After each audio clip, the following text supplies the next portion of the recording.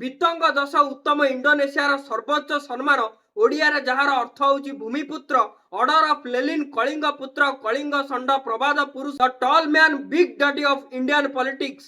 ଏତେ ସବୁ ସମ୍ମାନ କେବଳ ଜଣିଏ ଲୋକଙ୍କ ପାଇଁ, ଆଉ ସେ ଲୋକଟି ହେଉଛନ୍ତି ଆମ ଓଡ଼ିଶାର ଅମର ଆତ୍ମା ବିଜୟାନନ୍ଦ ପଟ୍ଟନାୟକ ବା ବିଜୁ ପଟ୍ଟନାୟକ। ଆଜି ମାର୍ଚ୍ଚ 5 ତାରିଖ ବିଜୁ ପଟ୍ଟନାୟକଙ୍କ ଜନ୍ମ ଜୟନ୍ତୀରେ ତାଙ୍କୁ ଭକ୍ତିପୂତ ଶ୍ରଦ୍ଧାଞ୍ଜଳି।